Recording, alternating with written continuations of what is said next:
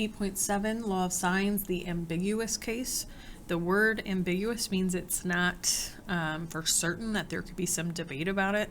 And so these are problems that you might get an answer and they either might not work, or you might actually be able to get two answers. And we learned that on the last lesson when since sine is positive in quadrants 1 and 2, and quadrants 1 and 2 lie within 180 degrees like a triangle does, could be two answers, could be none.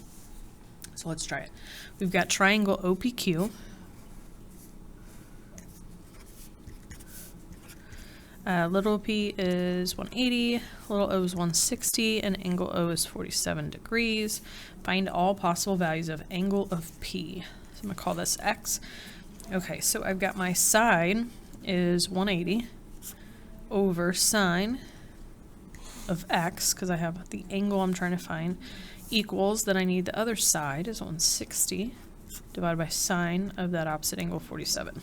And so I'm going to cross multiply, divide by 160.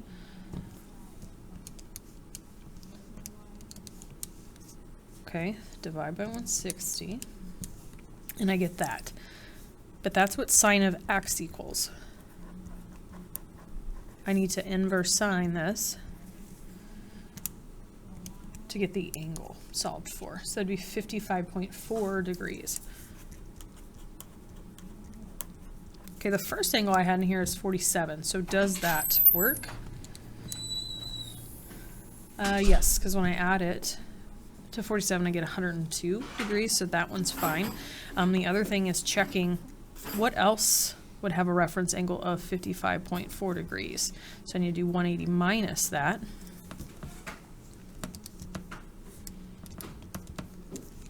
And that gets 124.6. If I add that to the 47 that was already there, that's still less than 180 degrees. So I actually get two answers. I get that X could be the 55.4, or X could be the 124.6.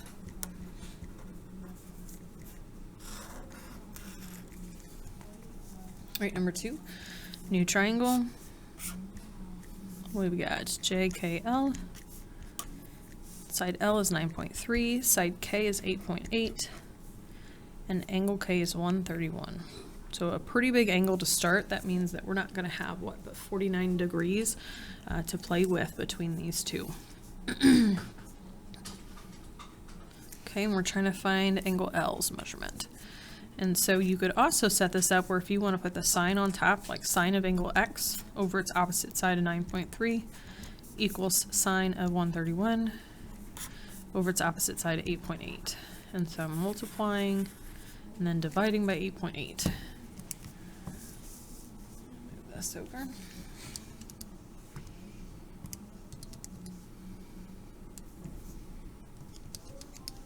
But again, that gets a decimal, that sine of X equals, so I need to inverse sine that. So I get 52.9. And so if I add that to the 131, that's already over my possible 180 degrees. So this one has no solution. And so I don't remember if there's a button or you just leave the answer blank on Delta Math. And then the last one, OPQ again. Side P is 970, little o is 310, and angle O is 25. Find all possible values of angle P. This one. So again, I'm going to say sine of my angle over its opposite side equals sine of my angle over opposite side. Cross multiply, divide by 310.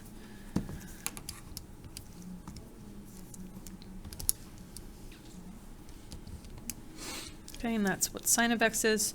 Okay, I'm already seeing a problem. Remember how we talked about the graph of sine? It always falls between -1 and 1.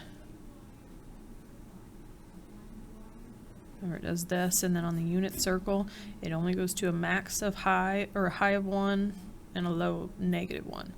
So this is already outside this range. If I go second sine of that number, it doesn't work at all.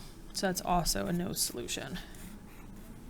Okay, so two ways to get it, either the decimal when you inverse, it's outside the range, or the degree you get is too much to be with the angle that's already inside the triangle.